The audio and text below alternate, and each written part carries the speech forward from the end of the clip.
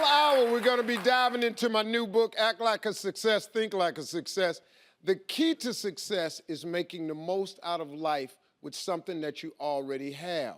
That's your gift. Well, my next guest figured out how to transform their gifts into some thriving businesses and brands, and they're here to reveal their secrets.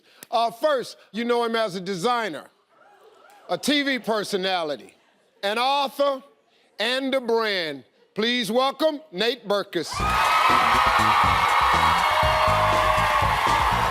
Nate. Pleasure, man.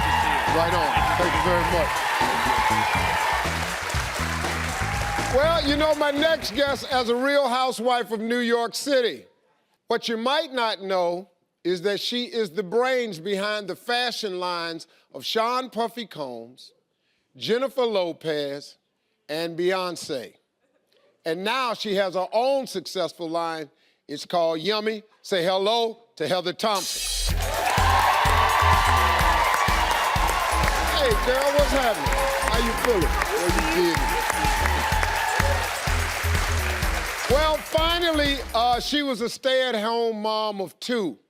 And now, in only 4 years, she has built one of the fastest-growing beauty businesses in the country with 37 locations and 2,200 employees.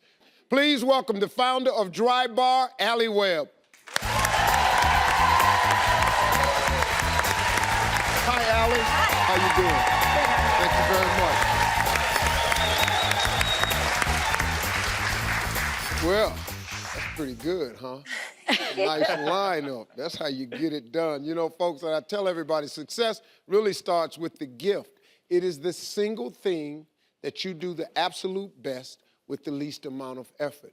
Well, I got 3 people here who are gifted, found it, discovered it, used it, and it's become a very thriving business for them all. Nate, let me start with you, man. Sure. How did you find your gift? So, Steve, I had the design bug from when I was in elementary school. I grew up in Minnesota, and I would have to miss the bus if there was a garage sale or people were setting up stuff on the way. So my mother didn't love this because she would always be like drinking coffee in a robe, and I'd be like, it happened again. They were setting out a card table, and look at it. Look at this box for my room. It's so great. Yeah. I'm gonna can someone help me paint? And my mother was like, you need to get to math class. But the truth is that I always loved design. I had no idea that I would turn it into a career. I didn't even really, even though my mother was a decorator, I had no idea that there was a career in that. It just was what I loved to do. What about you, Heather? Mine was a similar situation where I loved fashion as a kid. I was the kid that changed my clothes 6 times a day and put them all in the laundry. I had one of those desks in my room as a kid growing up that flipped up to a sewing machine. So on a rainy day or a bored day, I would take clothes out of my closet, I would lay down, draw a pattern, and I would sew new clothes for myself. But I missed my gift. I missed it. I never realized that fashion was my calling. I thought writing was my calling, and so I went to school for communications and journalism. And when I graduated college, I was completely lost. Wow. So I got great advice from my mom, who said, just because you graduate college doesn't mean that you get a script to know who you're going to be when you grow up or what you want to do. That's right. She said, so just take a minute, and she said, go to the things that you love. And that's what I did. I got a job as the assistant to the president of a fashion company, and that president also happened to be the designer. So I got my real education working at a company called Cypress Apparel, and I knew that fashion was my calling. Wow. That's a pretty Yeah. story. So, Alli, tell me, how did you discover your gift?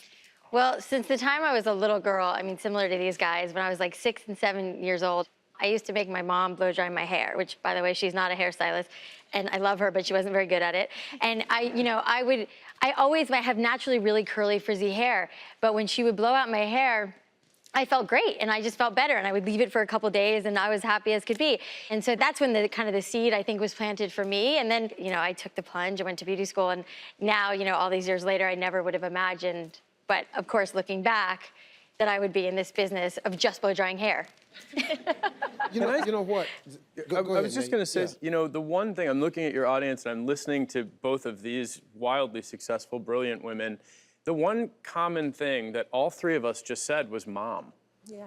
And it's really, I have to say, that's you know, true. when you have a child, they're gonna show you what Yeah. they love. Mm-hmm. You have to Absolutely. listen. And Yes. you know, if you can support that, because my mom did for me. Yeah. Right. And she let me change my room when I was 13. Yeah. And without that experience, I would never be sitting, I certainly wouldn't be here with Yeah. this behind My me. mom and did you not guys and all enjoy the that. blowing out of my hair. Let's Yeah. just be clear about But you know, that. But she did it. But what he's saying, and I agree, is as Yeah. a parent, nurture it, don't stifle it. Look, Right. because Absolutely. you don't understand what it is, it don't make it not so. See, the common thread of all of you is that you did not know at the time Right. that this thing that you innately did, that you were so in love with doing, you calling it passion, you found out it was actually your gift. Right. Yeah. Because everybody's born with one. It's the thing that you do the absolute best with the least amount of effort. Right. And all of you discovered it later on, but you also discovered you had been doing it all along. Right. I have been funny all along. I had no idea it would turn into a check, Right. a career. Right. You never thought rearranging your room, drawing yourself on a chalk mark on the floor, and blowing drying your hair would turn into a check. Absolutely. But it was in you innately. Absolutely. That's a wonderful thing. Let me ask you this, Nate. What do you say to those who haven't discovered their gift or haven't found it yet? I have a lot of little brothers and one little sister, and they all sort of came to me and they said, you know, what should we do? What should we do? The biggest gift I could give them at that crossroads in their life was to ask themselves, what is it you love in your spare time that really feels effortless to you, but also doesn't feel like work? It feels like fun. And right. take that and figure out how to make a career out of See, that. people, you know, the number one cause of failure is the fear of failing. How many times have you failed at something? You know, I like to think I fail every Never. day. No, perfectly A million fine. times. I actually like to think I fail. I fail a little bit probably every day at certain things because to me, it's only a mistake if you make it twice. The first time, it's a lesson. Yeah. And so I fail fast.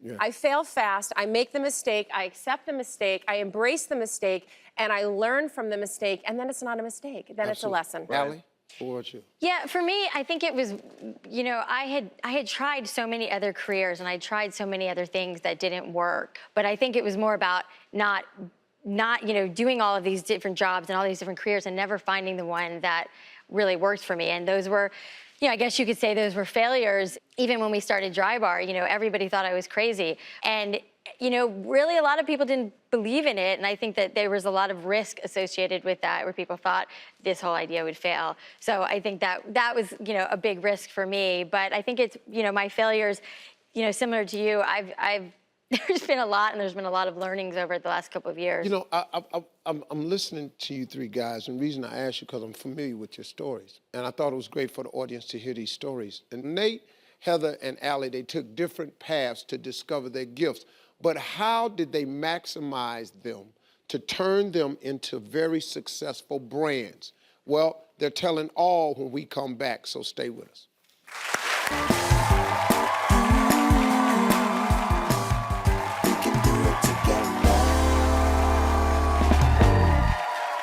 All right, this is turning out to be one of my favorite shows. I like this. I got three great people here, three visionaries who've turned their gifts into empires. Nate, how'd you turn your gift into success? So I started out of college, I believe in internships very heavily. So I had taken an internship at an auction house here in Chicago. And I was the auctioneer. I had to set up the whole room. I had to convince the entire exhausted staff that they had to stay and help me push sofas and all this stuff. And through that experience, I learned a lot about myself. The most important thing that I learned was that the setup of all of these vignettes and spaces was something I really loved doing, and that came naturally. The second thing I needed to really pay attention to is what I'm not good at. And there's lots of things that I'm not good at. Right. The biggest thing I'm not good at is having a boss. And I knew that I needed to work for myself. And so that was the second decision that I made. And the third thing that I really think is important, because a lot of people have asked me this over the years, well, you were on Oprah. Of course you're famous and have money and, you know, have products at Target and have written books and all the things that you've done because you were on Oprah. And my response to that was, yeah, number one, obviously. Yeah. But Oprah had 5 shows a week for 25 years. There were a lot of people who passed through that door. Yeah. To stay on a show as a reoccurring expert for 10 years means that you have to be aware of the opportunity and you have to honor that opportunity. Yeah. Right. The only thing I paid attention to was the work in front of me, with a project in front of me, and I made sure I put my best foot forward. Yep. Period, the end. Absolutely. Heather, what about you? When I found my calling and I knew I wanted to be a designer and I got, a solid 5 years of a foundation working for this company, Cypress Apparel, that really gave me my education, it was time for me to go out and get, a job in fashion. And I wanted to move to New York City. I was living in the Berkshires at the time in Massachusetts, and I had to put my resumes out there. And you have to remember, there was no design degree at the bottom. And so I had to make a difference. So I would recraft my resume and recraft the cover letter until I finally got the call. I just didn't give up. And I landed a job at a denim design company. And then what I did is I believed in denim so much and I believed in the power of what you could do with denim that I read an article that Puffy was launching a fashion label. So I called him. And I found out that they were actually looking for investors at the time. They hadn't formed the company. So I was like, well, the guy I work for can invest in it. And I got them together and I just took my vision and I went for it. Yeah. And I was never afraid of no. What's also saying, I don't want anybody to miss this. Your dream has to be bigger than your fear. Yeah. If your fear is bigger, you're not dreaming big enough. Right. Yep. The dream's Yeah. gotta be bigger than the Yeah. fear. So, Alli, you've got this history with the blow drying. Your mom, she didn't really care for it. You loved it. It made you feel fabulous. How'd you maximize your gift? Well, after I finally decided to go to beauty school against my parents' better judgment, and then I moved to New York City and I wanted to pursue, editorial and work at these big salons. And I went and worked for my mentor at the time, John Sahag, who was kind of the pioneer of dry cutting. And I learned so much from doing that. And I met my husband when I lived in New York City, moved to the West Coast, had 2 kids, was a stay-at-home mom.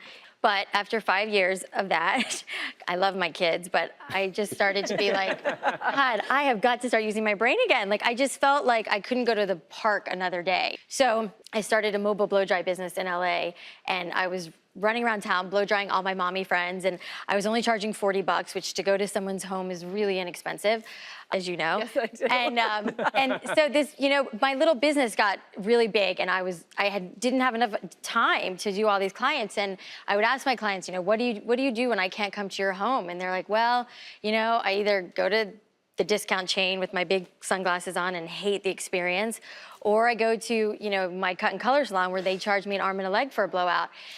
And that was when I realized I felt like I needed to open this place, and that's when I went to my brother and I needed money to get the first location open, and I asked for help, and I think that was a big thing. And in our first year, we did 1.5 million in revenue, and now 4 years later, we're doing 50 million in revenue. I mean, it's been like a dream come true.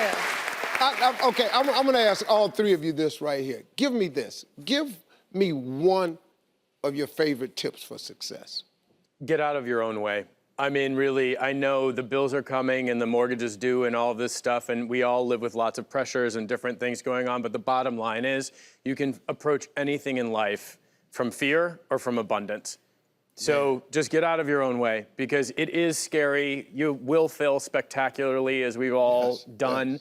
But the bottom line is you just have to keep failing until you find what really works. Yeah, because you will find it. Yep. You will find it. And it goes back to your passion, like you said. My number 1 tip is you love what you do, and take the sacrifices that you have to take and take the challenges that you have to take and the opportunities that come at you to do what you love, because you all know what you love. So please, if you love what you do, you're always going to be good at it. And look, the 3 of us are pure examples of that. Absolutely. Yeah, Absolutely. love what you do.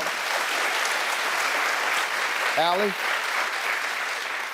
Well, similar to what they said, you know, for me, it was going with my gut and really believing, even though there was a lot of men around me who didn't think this business had any legs, I knew instinctively, I knew that women liked having their hair blown out. I knew that we were selling confidence and happiness to these women, not just a blowout. And I believed in that so firmly in my gut. And I just knew if this business, if I could just get this one door open, that it would, you know, it would, I didn't know it would turn into 37 locations, honestly. But I knew that women would like this. And I knew that, you know, I could run my one little store and raise my 2 little kids, and I could have a nice little living from this because I knew enough women felt like me, and I just had to believe in it and not be so worried about if it didn't work. Like, I wasn't gonna die if it didn't work. Yeah. It just wouldn't work, and I would try something else. But Absolutely. I felt like it would in my And I think gut. that's really fascinating, Alli, because like you said, you didn't know it was 37 stores. You'd be happy with 1, maybe 2. Exactly. I didn't need what I'm doing now, but that became what it was. And Success doesn't mean that you have to be a millionaire. Success means that you have to be happy. Yes. Right. Success means that you have to love what you do. Exactly. Totally. Hey, I want to thank all of my guests. I mean, these guys, nice hand for Nate Berkus, for Heather, for Alli, all of you. You can explore all of these ideas we talked about and more at a brand new site called actlikeasuccess.com and by following Act Like a Success on Twitter. We'll be right back, okay?